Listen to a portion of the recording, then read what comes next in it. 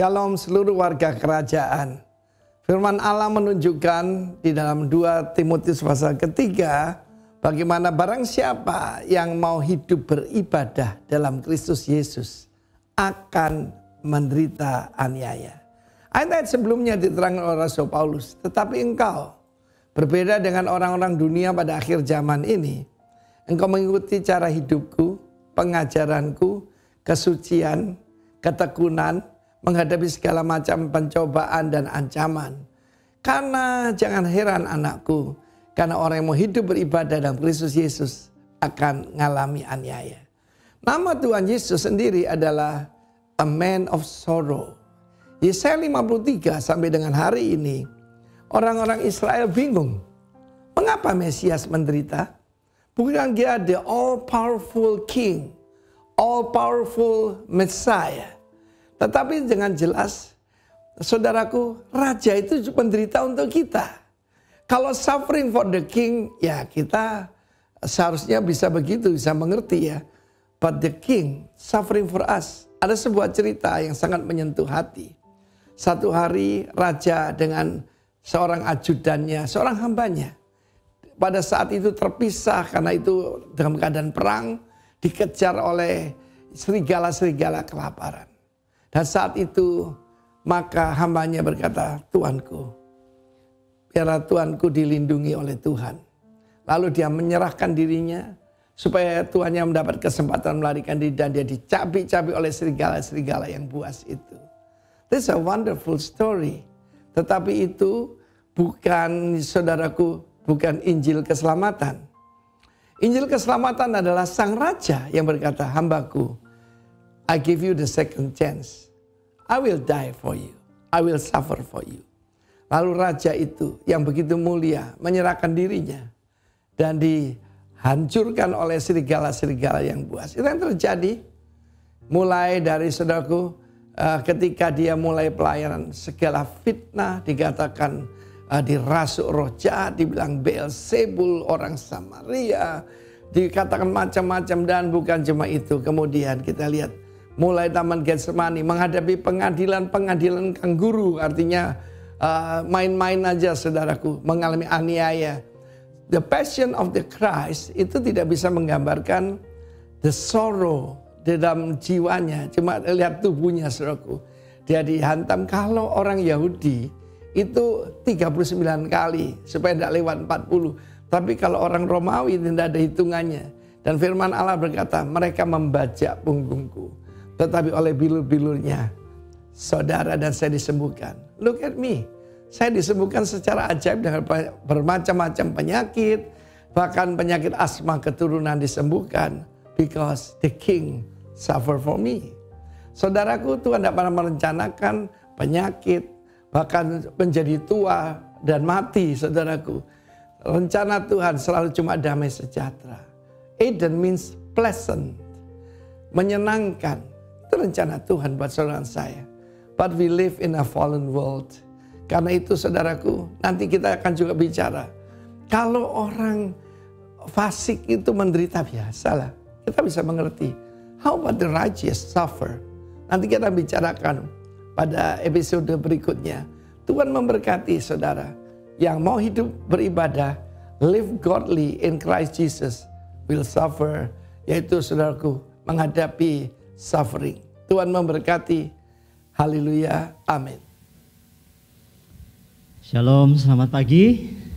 Mari kita berdoa menyerahkan ibadah kita pagi hari ini. Terima kasih buat pengorbanan-Mu atas hidup kami Tuhan. Kami kuat, kami menang karena Tuhan ada dalam hidup kami. Terima kasih buat pagi hari ini, sebuah kesempatan di mana kami datang di hadirat-Mu Tuhan. Sekali lagi kami mengakui bahwa bukan karena kekuatan kami, namun karena kasih karunia Tuhan yang menyertai setiap kami. Terima kasih Tuhan. Ini doa kami menyerahkan semuanya dari awal hingga selesainya. Biar hati raja di atas segala raja yang disenangkan. Amin.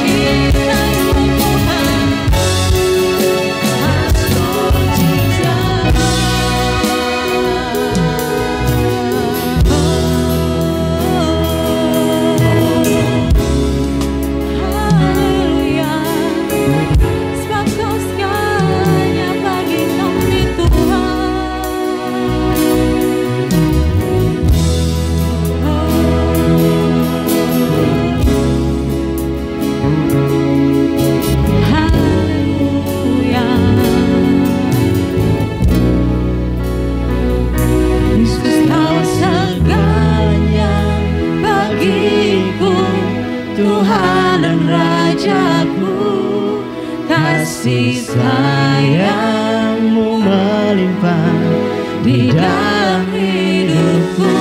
Salib-Mu tebusku, bebaskanku, sembuhkan aku. Ku percaya mujizat-Mu ku alami sekarang ini. Yesus, Kau segalanya bagiku, Tuhan dan Rajaku, kasih sayang-Mu melimpah di dalam hidupku.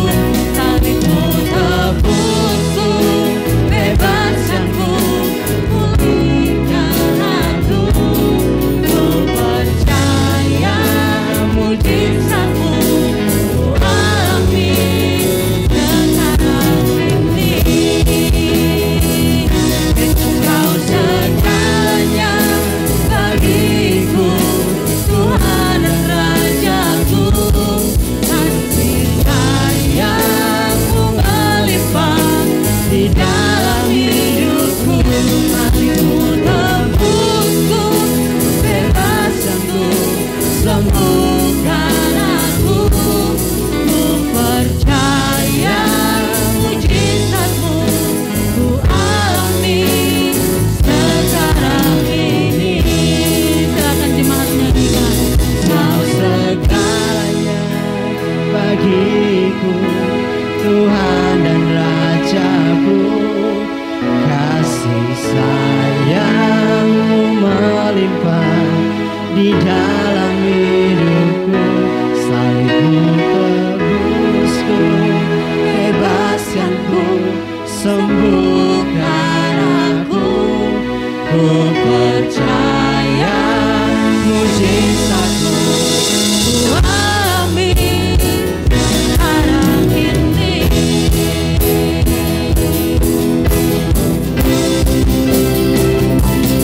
Kau segalanya bagiku, Tuhan dan Rajaku, kasih sayang-Mu melimpah di dalam hidupku.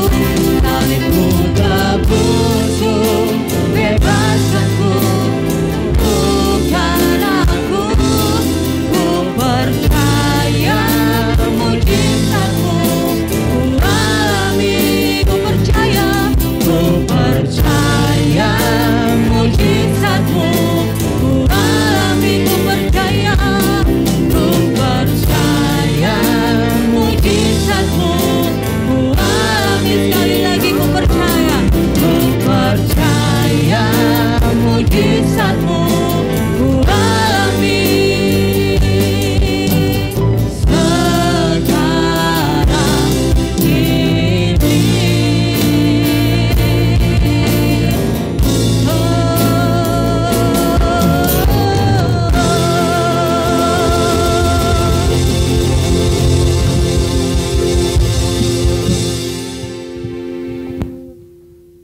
Seperti lagu pujian ini berkata, mujizat itu akan terjadi pada saat sekarang ini juga. Dan kami percaya Tuhan, kami akan mengalami mujizat demi mujizat di dalam setiap kehidupan kami. Karena Engkau begitu mengasihi kami Bapa. Saatnya hamba ingin menyampaikan isi hati-Mu Tuhan. Kau urapi kami semuanya, urapi hamba-Mu.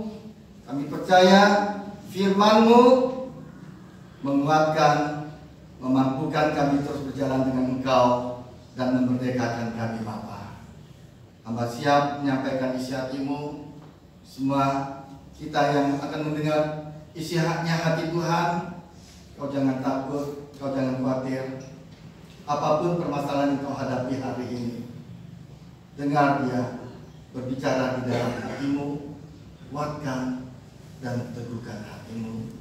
Tuhan sangat mengasihi-Mu. Terpujilah nama-Mu Tuhan. Segala pujian, hormat dan kemuliaan hanya bagi-Mu Tuhan. Di dalam nama Tuhan Yesus, kami siap untuk mendengarkan isi hati-Mu. Yang percaya sama-sama katakan amin. Shalom. Selamat hari Minggu yang diberkati Tuhan. Nah, seperti biasa, katakan bersama saya orang yang paling diberkati dan dikasihi oleh Tuhan. Saya orang yang paling diberkati dan dikasihi Tuhan. Amin.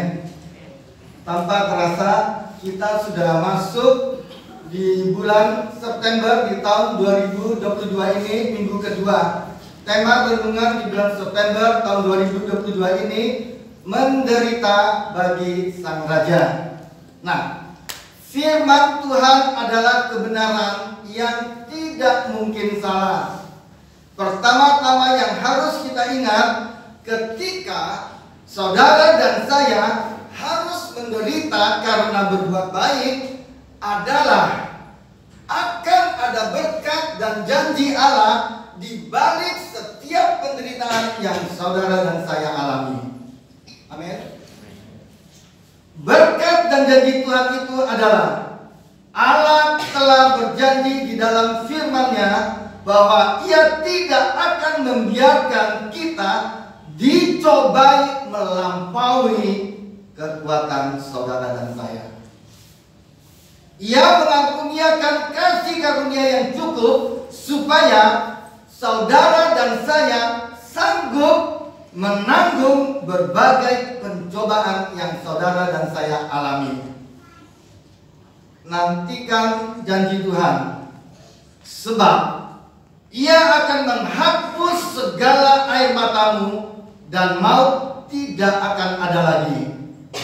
Allah berjanji akan mendatangkan kebaikan dari semua penderitaan dan penganiayaan atas orang-orang yang mengasihinya dan mentaati perintahnya. Pagi ini saya khusus mau berbicara tentang warisan dari Tuhan buat saudara dan saya. Pesan Tuhan yang Tuhan taruh di dalam hati saya, mewarisi semua janji Allah. Saya percaya saudara dan saya sudah banyak mengalami pergumulan persoalan dalam kehidupan saudara. Saudara banyak mengalami ada hal-hal yang saudara harus lewati.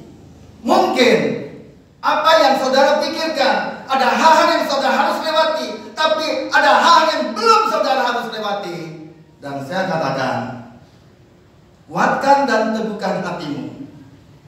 Izinkan, relakan hatimu untuk engkau mau melewati semua proses, semua masalah apapun yang kau hadapi, lewati semuanya. Minggu demi minggu kita mendengar isi hati Tuhan. Kita bukan cuma mau mendengar tanpa mempraktekannya. Saya belajar dari pergumulan masa lalu sampai sekarang ke bawah, tetap ada pergumulan proses, tetap ada hal-hal yang menyakitkan, yang menyedihkan, yang apa. Kadang-kadang kita tidak kuat, tetapi Tuhan tidak pernah mengizinkan hal yang terjadi melampaui kekuatan saudara dan saya. Amin. Saya lanjut.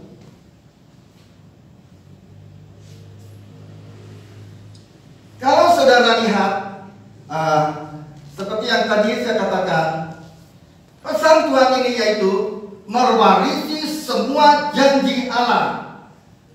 Karena kalau saudara lihat arti kata ahli waris, arti katanya adalah orang yang menerima sesuatu yang merupakan haknya, berdasarkan garis keturunan atau saksi.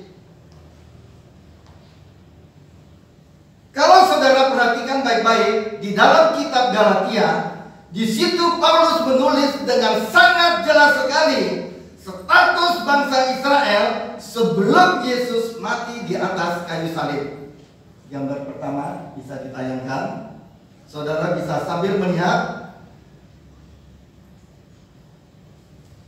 Status bangsa Israel yang hidup di bawah hukum Taurat, mereka disebut sebagai seorang anak yang belum akil balik. anak kecil. Terjemahan dalam bahasa Yunaninya adalah nepios. Artinya infant, baby, masih kecil. Gambar yang kedua, Yesus datang ke dalam dunia ini menebus mereka yang percaya kepada Tuhan Yesus, sehingga mereka tidak lagi hidup di bawah hukum Taurat, tetapi di bawah kasih karunia. Kemudian Tuhan memberikan status yang baru kepada mereka. Bukan lagi nepios, infant, baby, bukan lagi anak yang belum akil balik, tetapi diberikan status yang baru, yaitu anak yang sudah dewasa secara penuh. Terjemahannya adalah huios.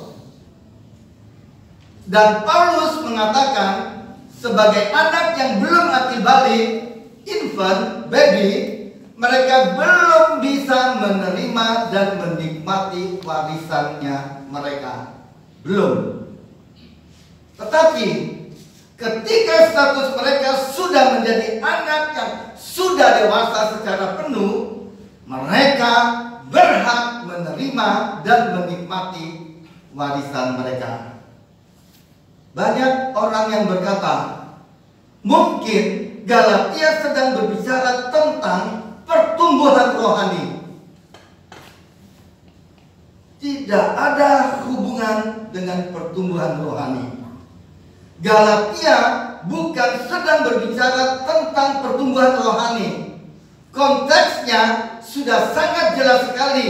Galatia berkata, kalau kamu hidup di bawah hukum Taurat, maka saudara adalah seorang anak yang belum akil balik, nepios, infant, baby.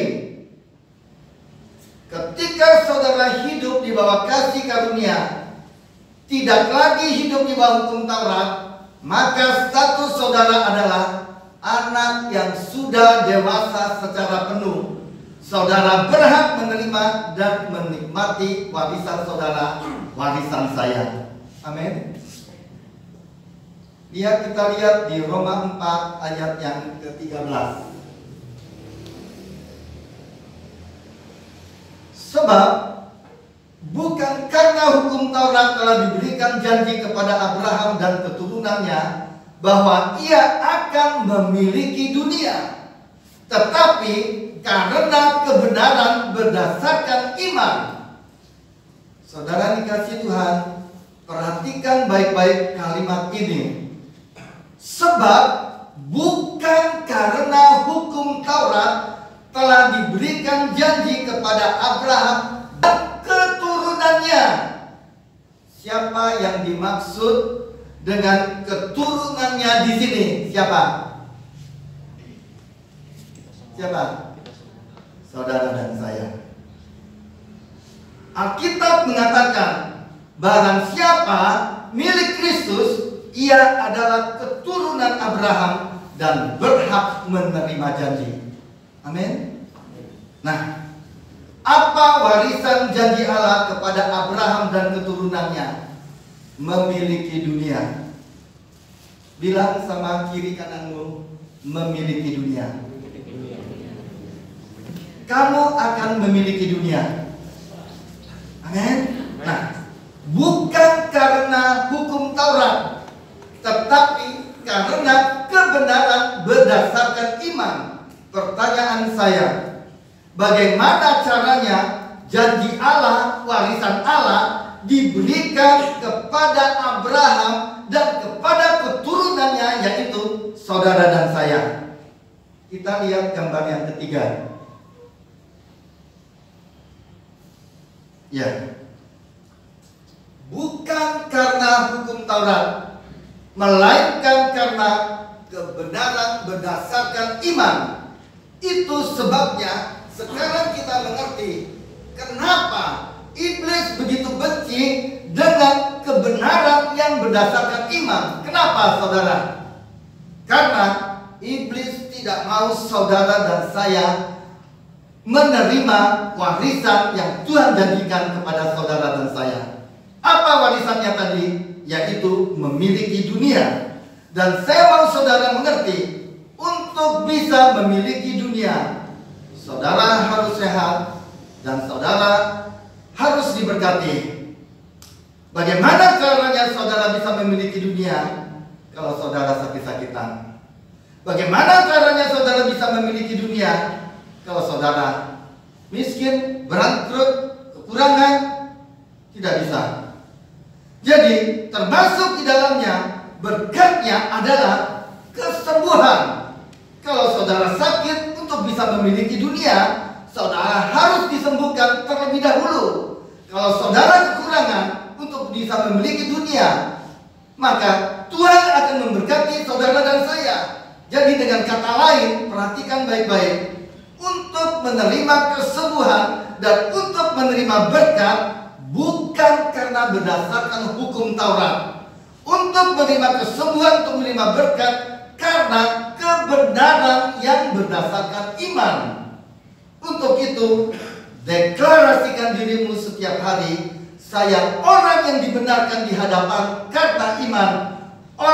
Karena iman di dalam Yesus Kristus Tuhan, maka kesembuhan berkat Allah akan datang dalam kehidupan saudara.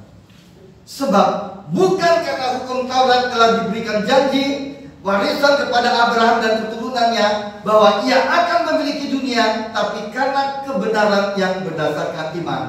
Pertanyaan saya, kalau iblis tahu ayat ini, apa yang akan iblis lakukan? Dia akan promosikan hukum Taurat. Dia akan hancurkan kebenaran yang berdasarkan iman. Karena kenapa? Karena iblis tahu warisan janji Allah diberikan kepada orang-orang yang percaya bahwa hidupnya dibenarkan berdasarkan iman. Sekali lagi pertanyaan saya, bagaimana caranya iblis menggagalkan saudara dan saya untuk menerima warisan? Bagaimana caranya dia promosikan hukum Taurat? Dia akan promosikan hukum Taurat sama saudara. Ketika saudara hidup di bawah hukum Taurat, hidup di dalamnya, maka hukum Taurat akan membuat saudara, membuat saya melihat kepada apa? Kepada perbuatan. Melihat kepada apa yang saudara dan saya lakukan. Ketika saudara melihat perbuatan saudara, maka saudara merasa berdosa, merasa kotor, merasa tidak layak menerima warisan saudara dan saya. Hukum Taurat akan merampok rasa percaya diri saudara. Hukum Taurat akan merampok kebenaran bahwa saudara dan saya adalah orang-orang yang dibenarkan karena iman di hadapan Allah. Dan ini sangat berbahaya. Dan sekarang banyak orang Kristen yang masih dan tetap mau hidup di bawah hukum Taurat. Itu sebabnya Paulus berkata begini di dalam kitab Galatia. Galatia 4 ayat yang ke-21. Katakanlah kepadaku, hai kamu yang mau hidup di bawah hukum Taurat, tidakkah kamu mendengarkan hukum Taurat? Saya mau saudara mengerti, orang-orang di Galatia adalah orang-orang yang sudah selamat. Mereka sudah menerima Tuhan Yesus sebagai Tuhan dan Juru Selamat mereka. Mereka adalah orang Kristen, tetapi mereka masih mau hidup di bawah hukum Taurat. Itu sebabnya Paulus berkata, katakanlah kepadaku, hai kamu yang masih mau hidup di bawah hukum Taurat. Kenapa Paulus berkata demikian? Saya mau saudara mengerti, hukum Taurat tidak bisa membuat saudara dan saya menjadi kudus. Tetapi banyak orang Kristen berpikir, kita memang bukan diselamatkan oleh hukum Taurat. Kita memang diselamatkan oleh kasih karunia. Tetapi kita tetap harus hidup di bawah hukum Taurat. Karena hukum Taurat bisa membuat saudara dan saya menjadi kudus. Dan ketika kita menjadi kudus, kita bisa menerima warisan dari Tuhan. Kalau saudara berpikir demikian, kitab Galatia ini buat saudara. Dan Paulus berkata, Galatia 4 ayat yang ke-21, katakanlah kepadaku, hai kamu yang mau hidup di bawah hukum Taurat, tidakkah kamu mendengarkan hukum Taurat? Konteksnya adalah kamu berpikir ketika kamu hidup di bawah hukum Taurat, kamu bisa menjadi kudus. Dan ketika kamu menjadi kudus, kamu bisa menerima warisanmu. Saudara perhatikan baik-baik apa yang Paulus katakan di ayat selanjutnya, ayat 22 dan yang ke-23. Bukankah ada tertulis bahwa Abraham mempunyai 2 anak, seorang dari perempuan yang menjadi hambanya dan seorang dari perempuan yang merdeka. Tetapi anak dari perempuan yang menjadi hambanya itu diperanakan menurut daging, dan anak perempuan yang merdeka itu oleh karena janji. Paulus berkata bahwa Abraham mempunyai 2 orang anak yang seorang Ismail, dia berasal dari seorang perempuan yang merupakan seorang hamba. Sedangkan anak yang lain, Ishak, berasal dari perempuan merdeka. Anak yang dilahirkan perempuan yang merupakan hamba, ini dilahirkan diperanakan menurut daging. Anak yang dilahirkan menurut daging, sedangkan Ishak, dia adalah anak janji. Amin. Ayat berikutnya perhatikan baik-baik. Galatia 4 ayat 24 sampai dengan 26. Perhatikan. Ini adalah suatu kiasan, sebab kedua perempuan itu adalah 2 ketentuan Allah, yang satu berasal dari Gunung Sinai dan melahirkan anak-anak perhambaan. Itulah Hagar. Hagar ialah Gunung Sinai di tanah Arab, dan ia sama dengan Yerusalem yang sekarang, karena ia hidup dalam perhambaan dengan anak-anaknya. Tetapi Yerusalem surgawi adalah perempuan yang merdeka, dan ialah ibu kita. Saudara perhatikan baik-baik. Kedua perempuan ini, Hagar dan Sarah, adalah 2 buah kiasan, 2 buah gambaran. Hagar adalah gambaran tentang Gunung Sinai. Dan saya mau saudara mengerti, Gunung Sinai berbicara tentang hukum Taurat.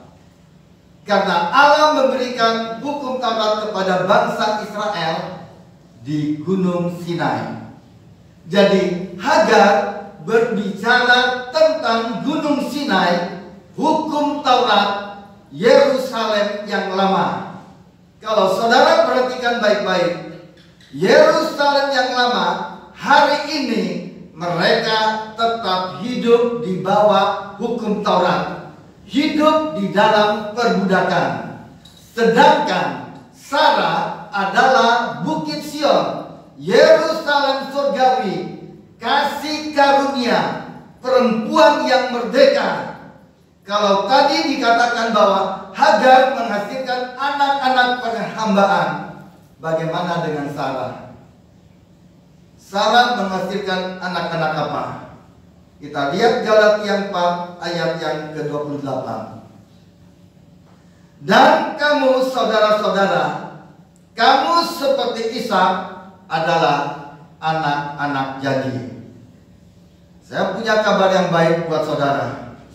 Saudara tidak lagi di bawah hukum Taurat. Saudara tidak lagi hidup di bawah hukum Taurat, menjadi anak-anak perhambaan. Tetapi saudara dan saya hari ini hidup di bawah kasih karunia. Saudara dan saya sama seperti Ishak adalah anak-anak janji. Yang percaya boleh katakan amin. Kita lihat Galatia 4 ayat yang ke-29. Tetapi seperti dahulu, dia diperanakan menurut daging, menganiaya yang diperanakan menurut roh. Demikian juga sekarang ini. Alkitab berkata selanjutnya, tetapi seperti dahulu, dia yang diperanakan menurut daging. Siapa yang dimaksud dengan dia yang diperanakan menurut daging? Siapa? Siapa? Ismail. Betul? Menganiaya yang diperanakan menurut roh. Siapa yang dimaksud diperanakan menurut roh di sini? Siapa? Ishak. Dulu Ismail menganiaya Ishak. Demikian juga sekarang ini, kata Alkitab. Demikian juga sekarang ini. Apa artinya? Orang-orang yang hidup di bawah hukum Taurat menganiaya orang-orang yang hidup di bawah kasih karunia, bukan sebaliknya. Ayat berikutnya, Galatia 4 ayat yang ke-30. Ayo kita baca sama-sama.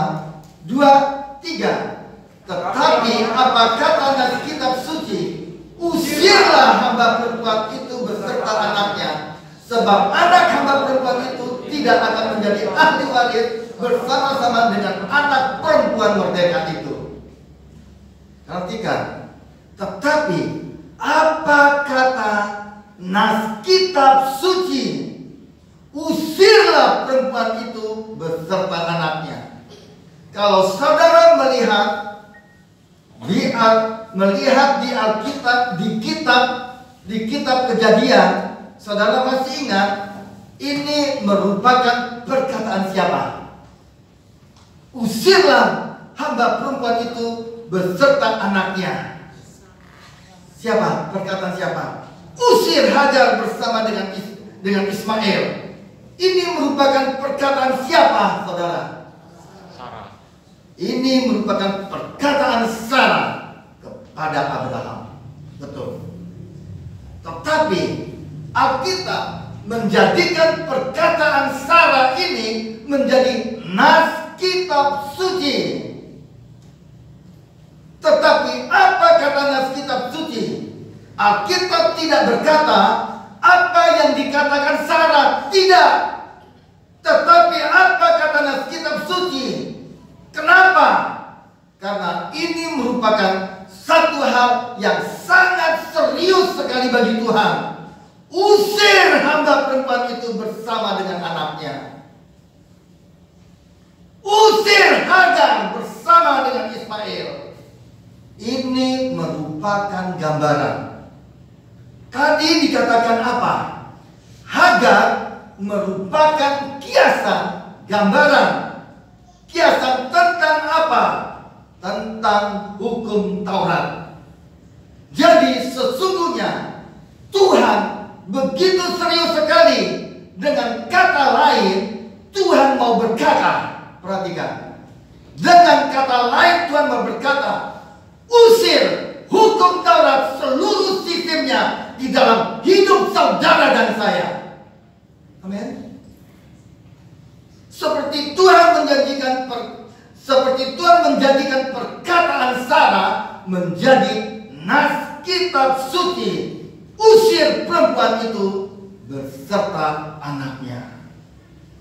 Karena anak hamba perempuan itu tidak akan pernah menjadi ahli waris bersama-sama dengan anak perempuan merdeka.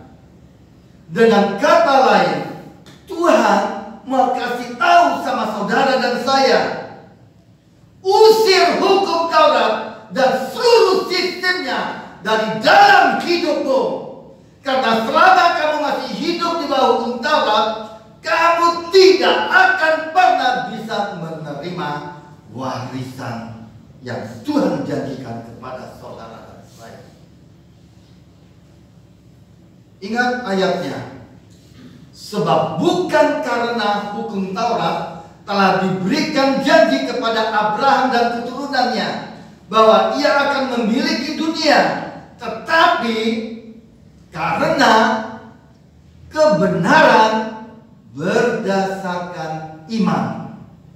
Ini berbicara tentang warisan saudara, warisan saya. Katakanlah kepadaku, hai kamu yang masih mau hidup di bawah hukum Taurat. Ini konteksnya. Selama engkau masih hidup di bawah hukum Taurat, engkau tidak akan bisa menerima warisanmu. Ayat berikutnya, Galatia 4 yang ayat yang ke-31.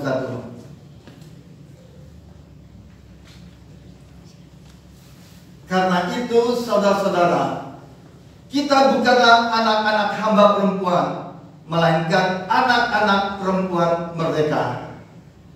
Saya punya kabar baik buat saudara. Hari ini saudara dan saya tidak lagi hidup di bawah hukum Taurat sehingga menjadi anak-anak perhambaan. Yesus sudah datang ke dalam dunia ini.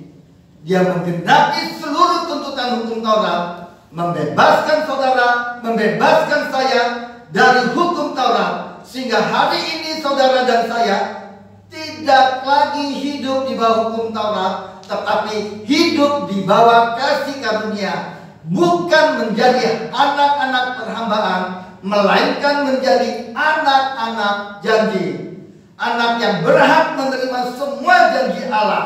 Yang percaya boleh katakan amin. Kita lihat ayat selanjutnya, Galatia 5 ayat yang pertama.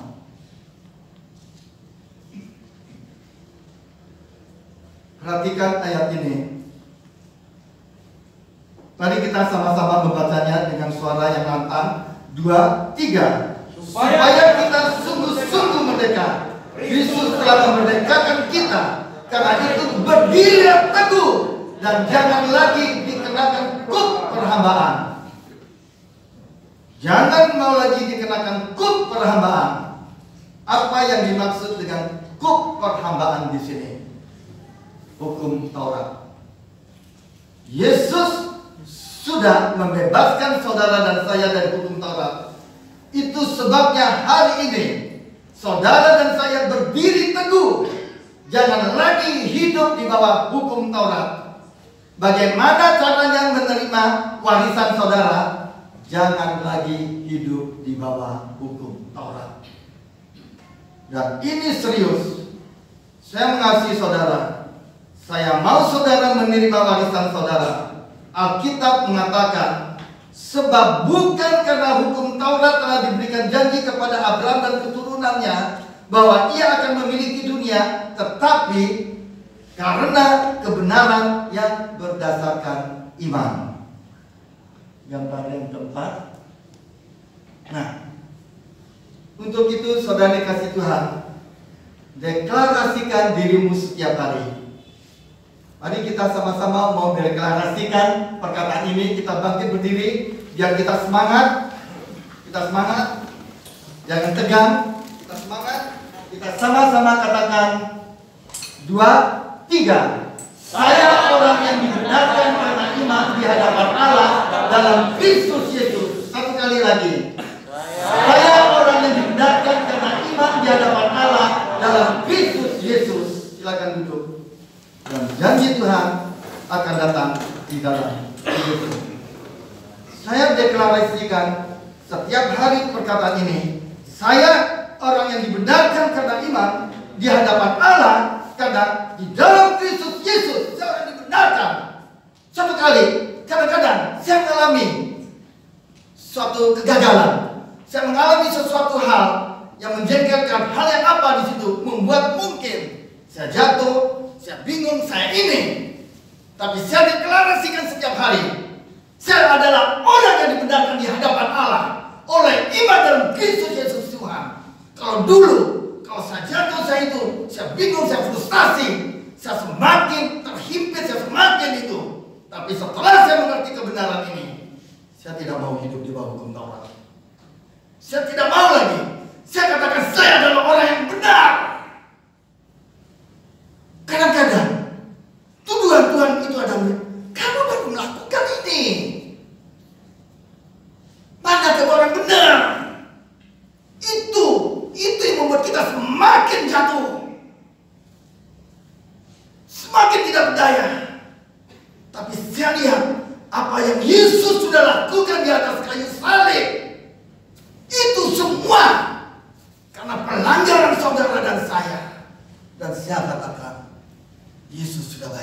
semuanya di atas kayu salib.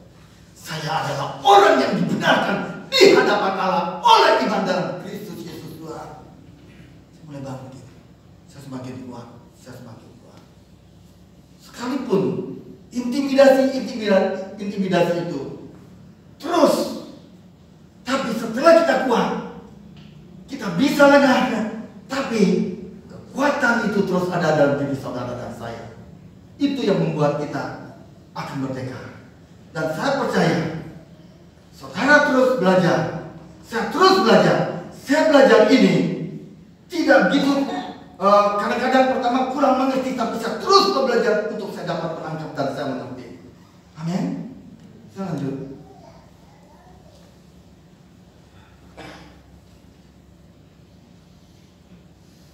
Ya.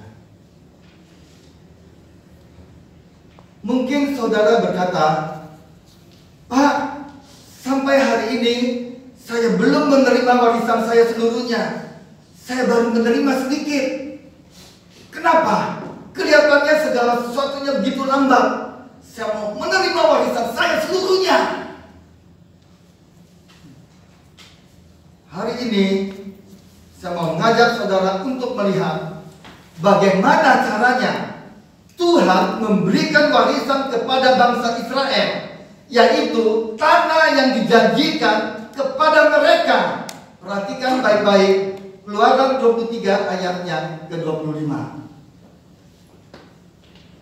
Tetapi kamu harus beribadah kepada Tuhan Allahmu, maka Ia akan memberkati roti makananmu dan air makananmu, dan aku akan menjauhkan penyakit dari tengah-tengahmu. Pertanyaan saya, kalau saudara sudah memiliki makanan yang baik, minuman yang baik, kenapa saudara harus tetap minta Tuhan memberkati makananmu, minumanmu? Kenapa? Saya mau saudara mengerti, saudara butuh berkat Tuhan di dalam segala sesuatu, dalam seluruh area kehidupan saudara dan saya. Bahkan ketika saudara tidur, minta berkat Tuhan. Tuhan berkati tidur saya. Kalau saya kerja sampai larut malam, kemudian besok paginya saya harus bangun pagi lebih awal. Kalau saya berpikir saya hanya tidur waktu 4 jam, dan menurut perhitungan itu kurang tidur dari 4 jam itu. Tapi saya berdoa kepada Tuhan, Tuhan berkati tidur saya sekalipun 4 jam. Kalau Tuhan memberkati tidur saudara, dan ketika saya minta Tuhan memberkati tidur saya percaya ketika Tuhan memberkati tidur saya mempunyai, saudara mempunyai tidur yang berkualitas sekalipun cuma 4 jam. Saudara minta berkat yang daripada Tuhan dalam segala sesuatu hal apapun. Sekali-sekali saya pernah satu hari sama sekali tidak bisa tidur. Sampai akhirnya saya tidak ke gereja. Saya telepon dengan Pak Dudi. Aduh, saya pusing ini, tidak bisa tidur saya sepanjang waktu satu itu tidak bisa, lelah, lemah. Tetapi setelah saya belajar mengenai kebenaran-kebenaran ini, saya terus belajar, dan sekarang tidur siang pun saya bisa. Dulu saya tidak bisa. Sekarang saya mempunyai kualitas tidur yang bagus yang Tuhan berikan kepada saya. Amin. Dan ketika saya minta, itu yang Tuhan mau. Nah, saya lanjutkan Keluaran 23 ayat 26 sampai dengan 28.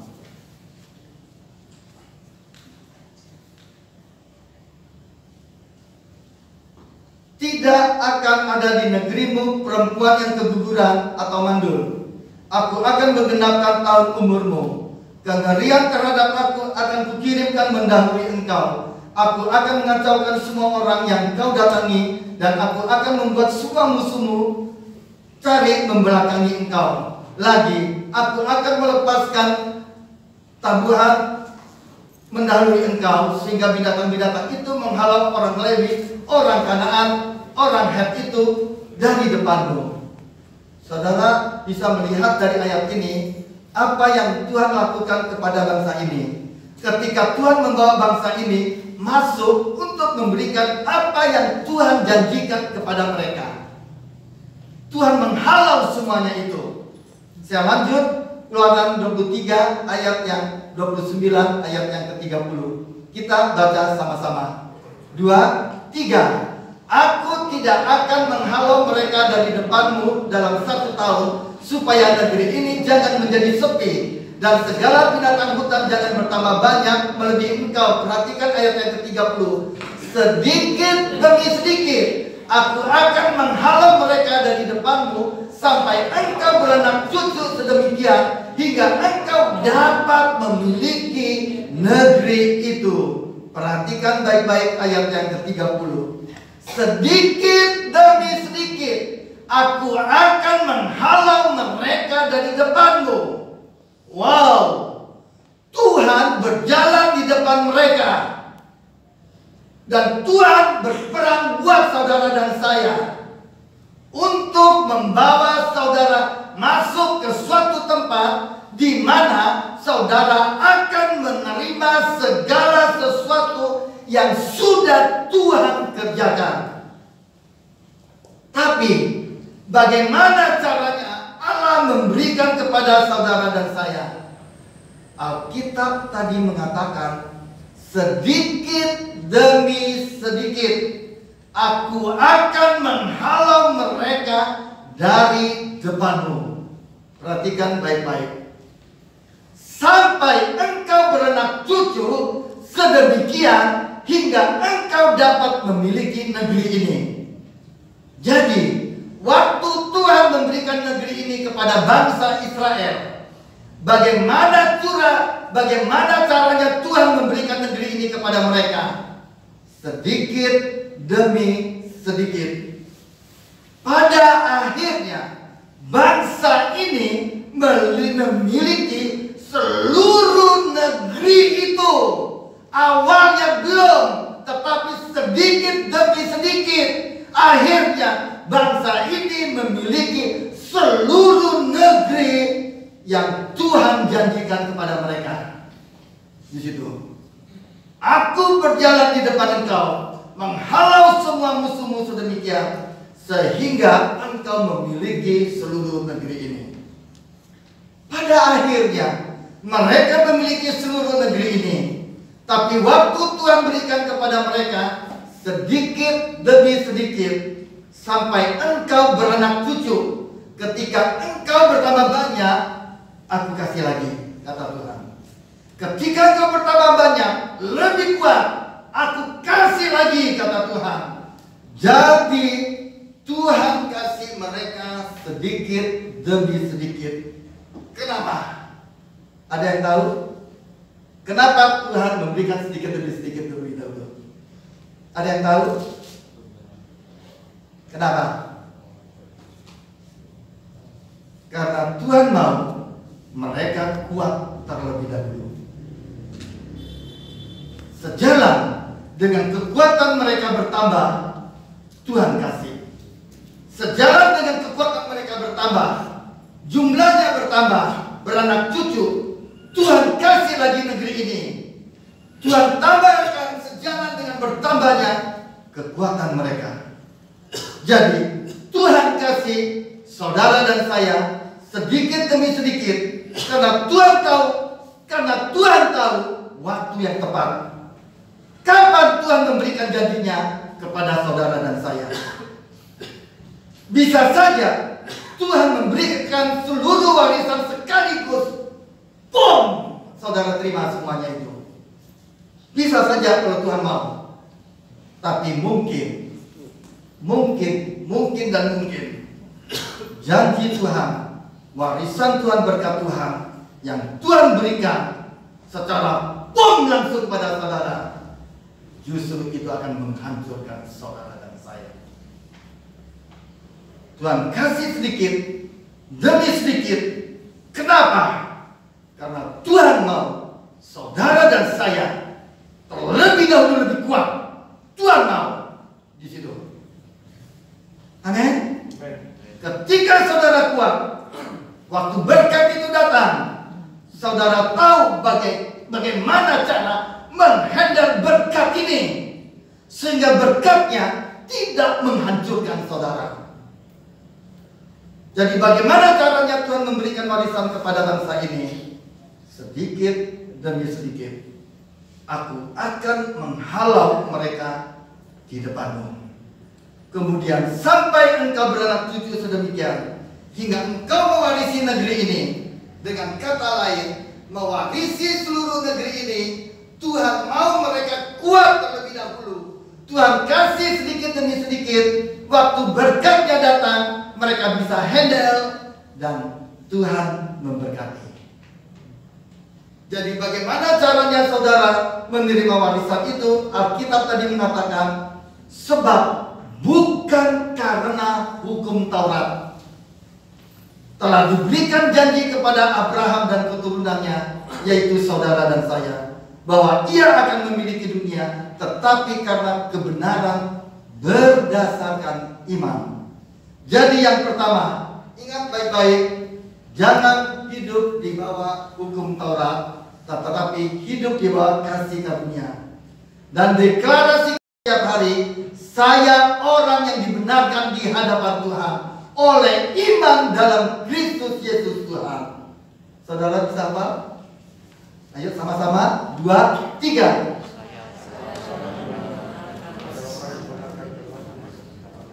Amin, amin. Ya, dan warisan akan datang pada saudara. Dan Tuhan berikan sedikit demi sedikit karena Dia mau saudara terlebih dahulu untuk kuat. Bagaimana caranya kita menjadi kuat? Ayat berikutnya mengatakan, Kisah 20 ayat yang ke-32. Kita sama-sama membacanya. 2, 3. Dan sekarang aku menyerahkan kamu kepada Tuhan dan kepada firman kasih karunia-Nya yang berkuasa membangun kamu dan menganugerahkan kepada kamu bagian yang ditentukan bagi semua orang yang telah dikuduskannya. Perhatikan. Dan sekarang aku menyerahkan kamu kepada Tuhan dan kepada apa? Firman kasih karunia. Wow, di sini sangat spesifik sekali. Aku menyerahkan kamu kepada firman. Firman yang mana? Firman kasih karunia-Nya. Ada begitu banyak orang Kristen yang rajin baca firman, mendengar firman, baca buku rohani, tapi sayangnya yang dibaca, yang ditonton firman hukum Taurat. Ingat, bukan karena hukum Taurat yang telah diberikan janji, saudara harus kembali kepada firman kasih karunia. Sekali lagi saya ulangi, saudara harus kembali kepada firman kasih karunia. Kenapa? Karena firman kasih karunia berkuasa. Ayat tadi mengatakan apa? Firman kasih karunia berkuasa. Yang pertama, membangun saudara dan saya. Katakan bersama-sama saya, membangun. Kemudian menganugerahkan kepada kamu bagian yang ditentukan oleh orang-orang yang sudah dikuduskannya. Perhatikan baik-baik kalimatnya. Firman kasih karunia berkuasa membangun. Yang pertama yaitu membangun. Yang kedua, menganugerahkan. Jangan ditukar urutannya. Terlebih dahulu membangun, kemudian menganugerahkan. Membangun artinya apa? Menguatkan saudara dan saya. Jadi Tuhan mau saudara dan saya kuat terlebih dahulu. Setelah saudara kuat, dibangun oleh firman kasih karunia, baru Tuhan menganugerahkan. Warisan itu akan datang pada saudara dan saya. Jadi yang kedua, luangkan waktumu. Luangkan waktumu untuk duduk, diam, dengar, baca, nonton firman kasih karunia. Karena firman kasih karunia berkuasa membangun saudara. Setelah saudara kuat, Tuhan menganugerahkan. Ingat, Tuhan menganugerahkan. Itu sebabnya saya katakan di awal, warisan bukan merupakan suatu yang diperjuangkan, tetapi diberikan, dianugerahkan. Jadi bagaimana caranya saudara menerima warisan itu? Yang pertama, ingat baik-baik ayatnya. Sebab bukan karena hukum Taurat yang diberikan janji kepada Abraham dan keturunannya. Apa warisannya? Yaitu memiliki dunia. Tetapi karena kebenaran yang berdasarkan iman. Jadi hidup di bawah hukum Taurat, jangan hidup di bawah hukum Taurat, tapi hidup di bawah kasih karunia. Dan terus deklarasikan, saya orang yang dibenarkan karena iman di hadapan Allah oleh Kristus, dalam Kristus Yesus Tuhan. Dan warisan akan datang pada saudara. Nah, kalau warisannya datang sedikit demi sedikit, demikianlah caranya Tuhan memberikan warisan itu. Kenapa? Karena Tuhan mau saudara terlebih dahulu untuk kuat. Sebagaimana Tuhan membawa bangsa ini masuk ke tanah yang Tuhan janjikan, sedikit demi sedikit aku akan menghalau mereka di depanmu. Ketahuilah, Tuhan sekarang berjalan di depan saudara, membawa saudara masuk untuk menerima semua berkat yang Dia janjikan. Tapi Dia berikan sedikit demi sedikit. Aku akan menghalau mereka di depanmu sampai engkau beranak cucu. Artinya apa? Sampai engkau bertambah banyak, sampai engkau kuat, sampai engkau memiliki seluruh negeri ini. Tuhan mau engkau kuat terlebih dahulu, supaya waktu berkat itu datang, waktu janji itu datang, saudara bisa handle. Saudara kuat. Ketika saudara terima, saudara bisa handle dengan baik, tidak gegabah. Bagaimana caranya saya bisa menjadi kuat? Firman berikutnya mengatakan, aku menyerahkan kamu kepada Tuhan dan kepada apa? Firman kasih karunia-Nya. Alkitab spesifik berkata kepada firman kasih karunia-Nya. Jadi mulai hari ini luangkan waktumu mendengar, membaca, nonton firman kasih karunia. Kenapa? Karena firman kasih karunia berkuasa membangun saudara dan saya. Membangun artinya membuat saudara menjadi lebih kuat.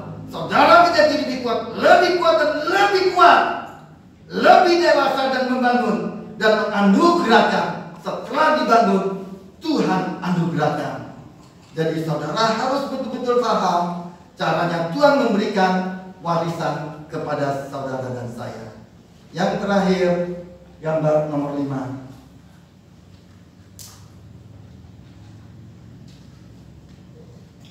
Deklarasikan dirimu. Saya adalah orang yang dibenarkan karena iman dalam Yesus Kristus. Perhatikan baik-baik. Luangkan waktumu. Baca firman kasih karunia. Duduk diam. Karena firman kasih karunia berkuasa membangun saudara dan saya. Dan setelah itu, warisan saudara akan datang di dalam kehidupanmu. Sebab bukan karena hukum Taurat telah diberikan janji kepada Abraham dan keturunannya, tapi karena kebenaran berdasarkan iman. Terus deklarasikan dirimu, saya adalah orang yang dibenarkan di hadapan Allah karena iman dalam Yesus Kristus Tuhan. Terus bertumbuh dalam firman kasih karunia. Luangkan waktumu, baca firman kasih karunia, dan firman kasih karunia akan memerdekakanmu. Dan mengapa firman kasih karunia terus membangun kamu, dan engkau akan menerima. Ketika saya belajar dari setiap bagian-bagian yang Tuhan berikan kepada saya bersyukur. Tuhan bukakan sesuatu bagi saya bisa, sedikitnya saya bisa belajar untuk bisa menghidupinya, dan Tuhan kasih kekuatan. Dan minggu depan saya akan lanjutan dari apa yang saya sampaikan ini. Kenapa Tuhan mengizinkan penundaan? Tadi yang saya sampaikan tentang janji-janji Tuhan kepada saudara dan saya. Jangan hidup di bawah hukum Taurat, tapi hidup dalam kasih karunia. Dan sedikit demi sedikit Tuhan berikan kepada saudara dan saya. Dan apa yang saya bagikan ini, semua saya alami dalam kehidupan saya. Ketika saya belajar kebenaran ini sangat menguatkan saya. Kadang-kadang ada hal-hal yang tertunda dalam kehidupan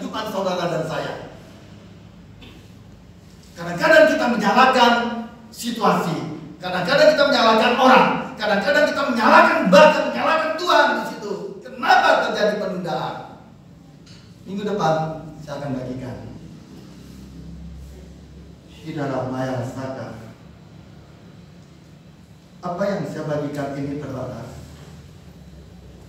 Mungkin ada hal-hal yang saudara belum ngerti, belum bisa nangkap. Tapi kalau engkau dengan sesuatu hal datang pada dia, Roh Kudus itu akan menjelaskan lebih dalam lagi. Dan saya terus belajar tentang hal ini juga. Awal-awalnya sulit untuk saya tangkap, tapi terus saya mau belajar. Ketika saya belajar dan saya mengalami sesuatu hal, saya mengalami sehingga ada satu yang dari dalam diri saya yang Tuhan suruh saya untuk sampaikan pesan Tuhan ini. Sekalipun mungkin saudara belum bisa menangkap semuanya, tapi kalau saudara terus datang pada dia akan menjelaskan lebih dalam lagi bersama. Jangan takut. Kuatkan dan teguhkan hatimu. Tuhan sangat mengasihi. Engkau sangat berharga di mata dalam Yesus.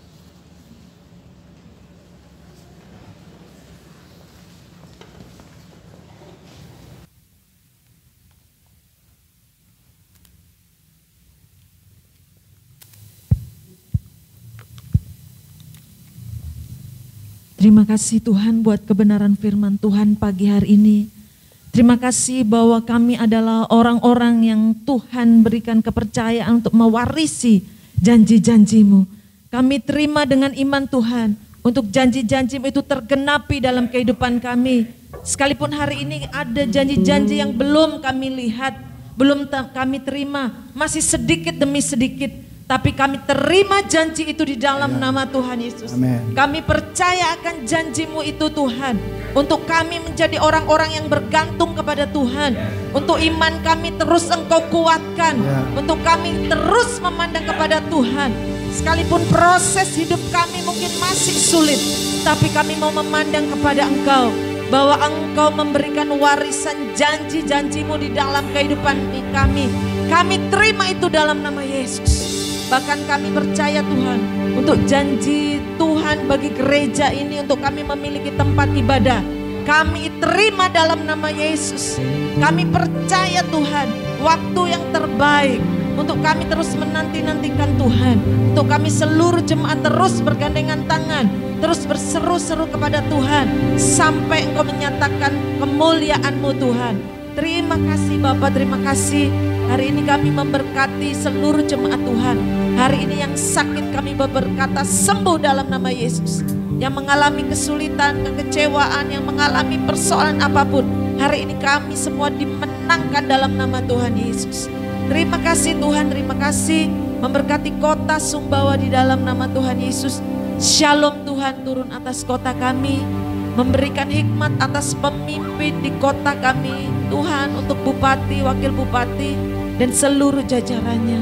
Biar Engkau memberikan hikmat takut akan Tuhan. Engkau memberkati juga seluruh DPR yang ada Tuhan. Bagaimana seluruh orang-orang yang ada di kota ini memajukan menjadi Sumbawa yang gemilang. Segala politik, ekonomi, sosial, budaya makin maju di kota ini Tuhan, dalam nama Tuhan Yesus. Terima kasih Tuhan. Berkati juga hasil ladang, hasil bumi di kota Sumbawa ini diberkati di dalam nama Tuhan Yesus. Terima kasih Bapak, terima kasih. Mari kita sama-sama mengangkat tangan memberkati Indonesia. Shalom Tuhan turun atas Indonesia. Kemuliaan Tuhan turun atas Indonesia. Pintu-pintu gerbang terbuka atas Indonesia Tuhan. Kami mau melihat kemuliaan Tuhan dicurahkan atas Indonesia. Lewat pemimpin-pemimpin kami diurapi oleh Tuhan dalam nama Yesus. Untuk kegiatan G20 kami percaya bahwa Tuhan memberkati ya Tuhan. Setiap bangsa-bangsa yang datang ke Indonesia, kami mau melihat mata Tuhan tertuju atas Indonesia. Dan bangsa-bangsa lain melihat dan terheran-heran dan tercengang-cengang. Karena Yesus bekerja atas Indonesia. Lewat pemimpin kami Tuhan memberkati. Terima kasih Tuhan, hikmat yang datang dari Tuhan turun atas presiden kami. Segala kebijaksanaan, segala apapun Tuhan limpahkan atas hamba-Mu, sehingga Engkau mengangkat pemimpin kami ini Tuhan menjadi berkat bagi bangsa-bangsa. Terima kasih Tuhan, bahkan pemulihan terus terjadi di bangsa kami Tuhan. Gejolak-gejolak yang terjadi untuk kami menjadi bangsa yang kuat. Engkau memberkati masyarakat kami Tuhan, supaya mata hati mereka terbuka. Masyarakat kami menjadi orang-orang yang benar dan orang-orang yang takut akan Tuhan. Terima kasih Tuhan, terima kasih. Hari ini kami memberkati juga jemaat-jemaat yang membutuhkan. Kami percaya bahwa Tuhan memberkati. Berkati pelayanan diakonia Tuhan di gereja kami. Kami percaya Tuhan, lewat persembahan diakonia ini membangunkan jemaat-jemaat untuk terus mengalami kemuliaan Tuhan. Mereka mengalami keberkatan Tuhan, dan jemaat-jemaat mengalami pertolongan Tuhan. Terima kasih Tuhan. Kami mau memberi persembahan diakonia dan persembahan umum. Kami persembahkan untuk kemuliaan nama Tuhan. Dalam nama Tuhan Yesus. Haleluya. Amin.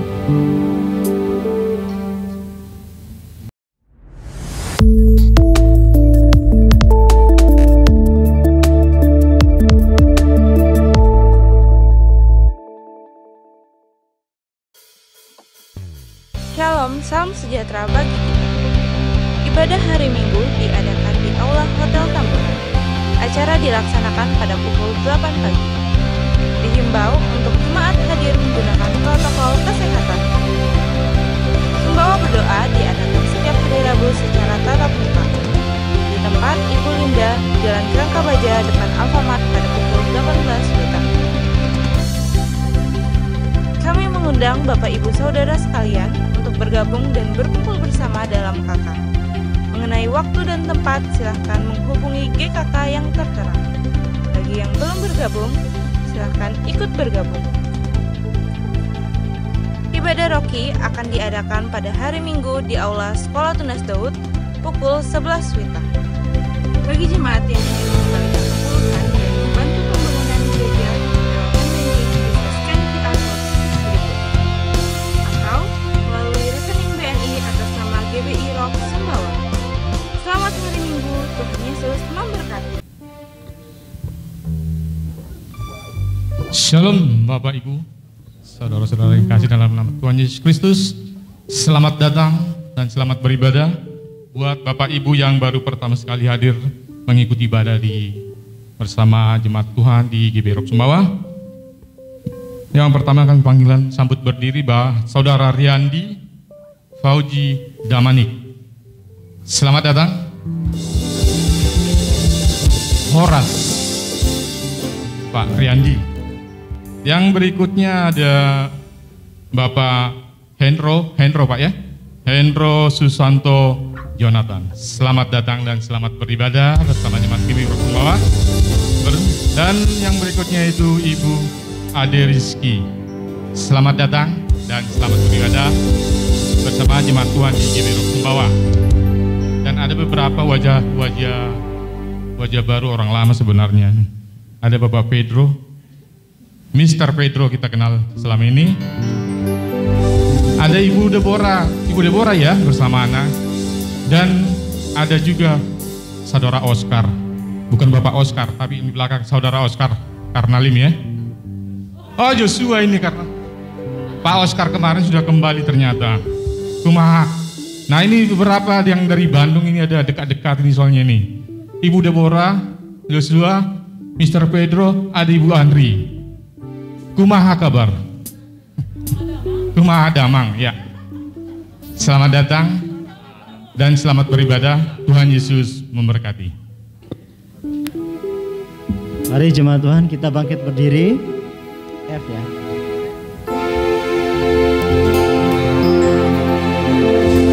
Yesus kau segalanya bagiku, Tuhan dan Rajaku. Kasih sayang-Mu melimpah di dalam hidupku. Salib-Mu tebusku, bebaskanku, sembuhkan aku.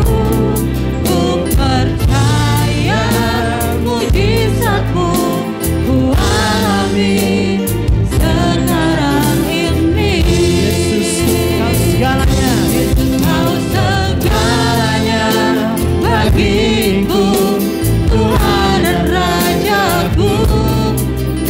kasih sayang-Mu melimpah di dalam hidupku. Salib-Mu tebusku, bebaskanku, sembuhkan aku. Ku percaya mujizat-Mu ku alami sekarang ini. Ku percaya mujizat-Mu ku alami. Ku percaya mujizat-Mu ku alami.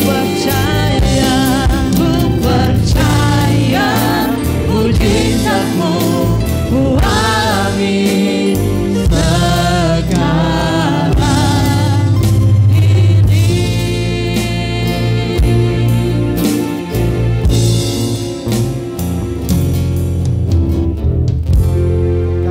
Kekasih Tuhan, angkat kedua tanganmu, terimalah berkat dari Allah Bapa, Putra, dan Roh Kudus, yaitu Tuhan Yesus Kristus yang senantiasa menyertai saudara, melindungi saudara, memberkati saudara, menguatkan saudara, mulai saat ini sampai Maranatha, bahkan sampai selama-lamanya. Semua yang percaya dan yang sudah diberkati sama-sama katakan, amin. Tuhan Yesus memberkati.